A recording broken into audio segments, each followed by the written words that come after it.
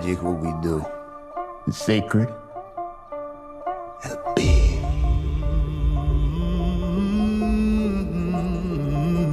There are legends of people born with the gift of making music so true it can pierce the veil between life and death, conjuring spirits from the past. Somebody take me. And the future.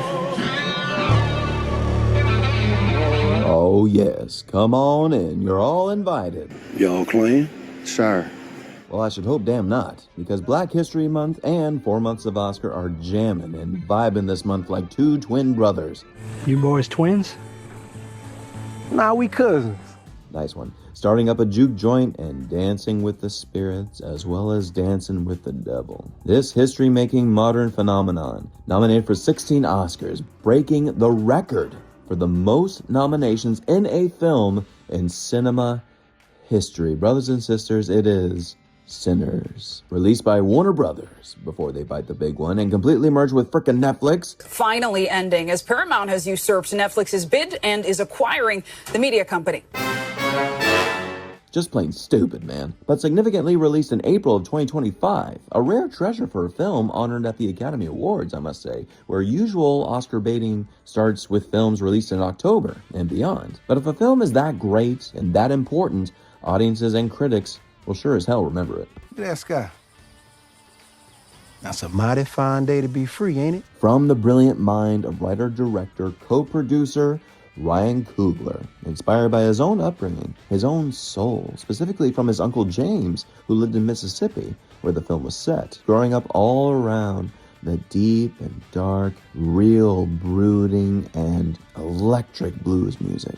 And being an avid film student himself, it's clear that Ryan would be inspired by so many other films on this specific project. But funnily enough, Ryan said his major influences were only a Disney Channel movie from 2001 called The Luck of the Irish, and a brilliant Twilight Zone episode entitled The Last Rites of Jeff Myrtlebank. But what's clear to me, and to all of us who know, when you watch this film, you instantly see the influences from Robert Rodriguez's From Dusk Till Dawn, hell yeah, which I love. Also Robert Rodriguez's The Faculty, which is another great classic. So I'm telling you right now, friends, though Sinners may be so beloved by the vast majority, my thoughts on Sinners are a wee bit tad tiny itsy bitsy lessened. Just because of that major spoiler going into the film when I first saw it. When we all first saw the teaser, my buddies and I were so enraptured, so engaged, and we were pumped, ready for it. I mean, a new Ryan Coogler / Michael B. Jordan partnership. Let's go! To this new generation, absolutely, the teamwork of Coogler and Jordan is just as reminiscent and electric as Spike Lee and Denzel Washington. Or hell, John Ford and John Wayne. That's right. Until the full trailer is released. And you show the whole damn film in the one trailer. Stop doing that! Stop it! Stop it? Yes! S-T-O-P, new word, I-T. I can't. I just can't stand it. So I clearly knew what to expect within the film. But as a cinephile and an artist myself, if I dare say so, we have to go and experience the film itself. The passion project of Ryan Coogler. Really, we do. When my buddies and I walked into AMC Lincoln Square, the 70mm IMAX presentation, packed ass theater, we were locked in. It was loaded. The pulse in the theater was dancing to a whiskey and blood-soaked drum that we couldn't wait to explode on the screen. And my friends, I tell you, the way Ryan Coogler introduces this story is really captivating. You already feel this was a labor of love, just from how he and his whole team shot this baby. God bless Autumn Dorald Arcapa, Ryan's DP on this, using 2 ratios on this with 15/70mm IMAX and Ultra Panavision 70mm, the 2 largest film formats in cinema. Talk about ambitious and real as fudge. It is astoundingly phenomenal how Autumn is now the first female DP to film in these large formats for a film, and also resulting in her rightfully earning the Academy Award nomination for Best Cinematography, being the first black female to receive that honor. Filmed on location in New Orleans, in the heavy heat and terrain, with all the damn bugs, in heavy-ass wool suits, you know this was a project that had to be given the utmost love, patience, and professionalism. The film's lead, Michael B. Jordan, God bless him, being the quintessential star example. Reportedly, through all the discomfort of on-location weather and sickness, Michael never complained, setting the example for the rest of the ensemble, as a great lead should do. His performance, it really is quite wonderful, because his work is very subtle, very, very subtle, and effective, playing twin brothers, Smoke and Stack, Elijah and Elias, respectively, because each have their own energy, their own personality, yet you know they need each other. Michael making beautiful choices within his own method of making Stack's shoes too small, being antsy, always on the move for something. We gonna make some money. And Smoke's shoes a size too big, needing not to move so much. The way they were able to work out that damn cigarette exchange on camera, courtesy of Percy Bell, Michael's twin double, takes so much patience and focus, and same damn courtesy to Industrial Light and Magic, best of the best, making it look seamless in visual effects. Needless to say, I am still very, very happy that Michael B. Jordan got that Oscar nod for Best Actor. I mean, a bit overdue for his amazing work. We was never gonna be free. We've been running around everywhere looking for freedom. You know damn well you was never gonna find it. Until this. This is the way. Together. Forever.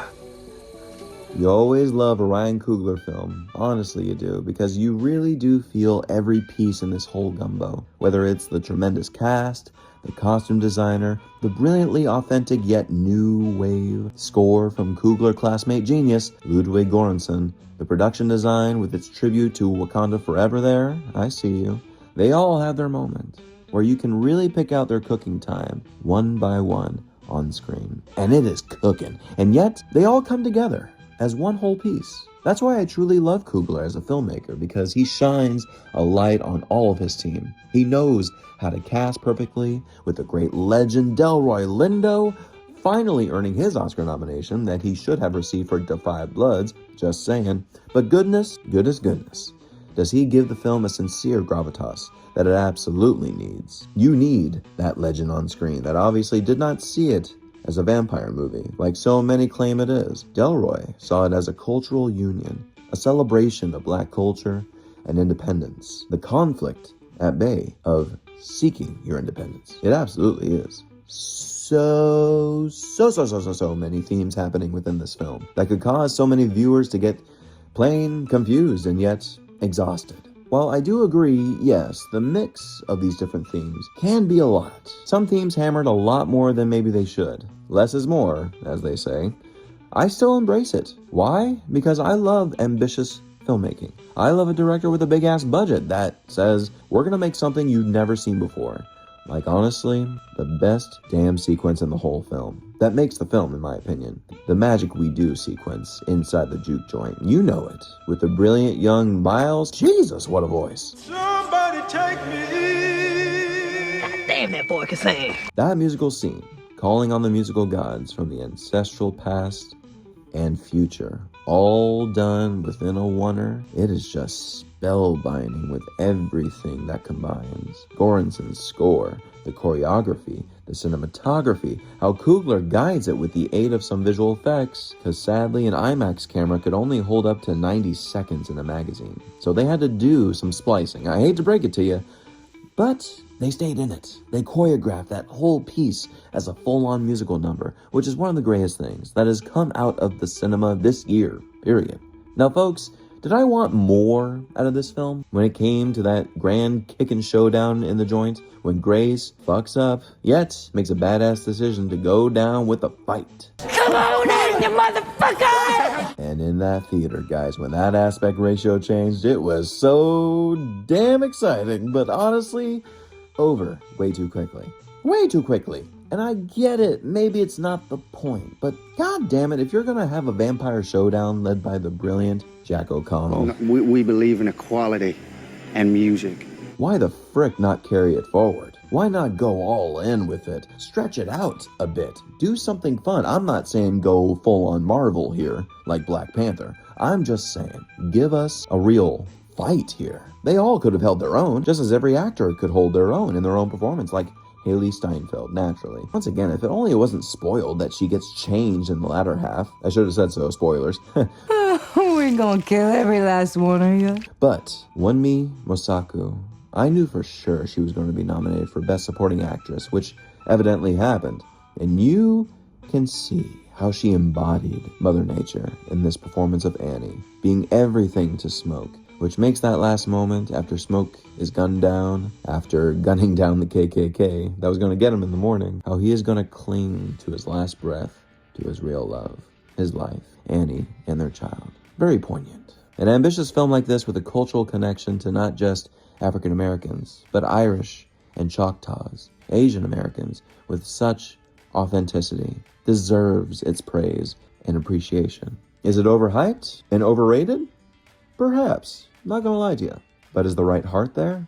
Does it provide a damn great time at the movies?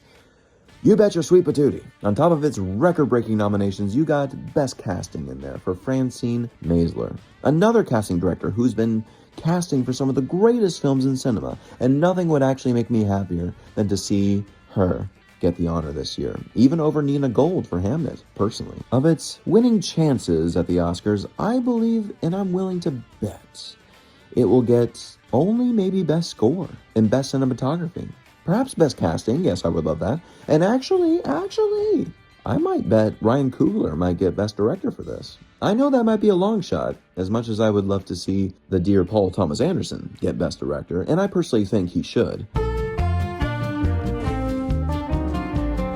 This might be another case of history where for the first time, a Best Director recipient would be black. We've had our great honors with Spike Lee, John Singleton, Steve McQueen, etc. But it would mean a lot this time around. And it's not in a fashion where give the man an Oscar because he's black. As stated, Ryan helms the picture with true leadership qualities. A man for his team through challenging processes, retaining the joy of what they're doing. You can tell Ryan, even through such great challenge, loves what he does. He loves movies just as much as I do. That's a great leader. I'd be happy he would be rewarded for also getting right and beautiful in this film with what From Dusk Till Dawn did so, shall we say, silly. Fuck you, everybody. Good night! Layering the meaning of Irish vampires, capturing the minorities of this town, because the Irish, really of this time of the 30s, knows what bondage, abuse, and sacrifice looks and feels like. So the conflict becomes even deeper, you see. And our heroes here, always on the hunt for freedom, sometimes the only freedom they got is their music. Therefore, I give Ryan Coogler's Sinners an A-. But before the sun went down, I think that was the best day of my life. That epilogue with Stack and Mary and the legend, Buddy Guy, was a little too much for me. We didn't need that, personally. However, I can't complain too much when it's just great cinema, earning $369 million over its $100 million budget, giving Ryan Coogler that greatest honor of final cut privilege and first dollar gross on top of ownership of the rights of this in 25 years. When you also add BASL, Black American Sign Language, for your streaming presentation on HBO Max, how can you not be more grateful and pumped? Ryan Coogler is doing amazing, and I can only hope I work with him one day, as well as the whole ensemble. We shall see, come Oscar night, what this film has in store for recognition.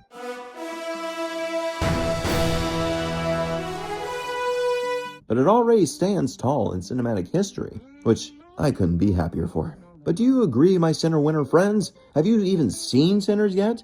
Well, sorry for all the spoilers if you haven't. You better soon. But if you have, please tell me what you think in the comments. Like this, why don't you? And subscribe to the channel on Patreon and Spotify to keep it growing. Please, please, please, please. I love you so very much. Thank you all so very much for watching and supporting. And make sure you watch out for yourself and each other. And just for a few hours, It was free.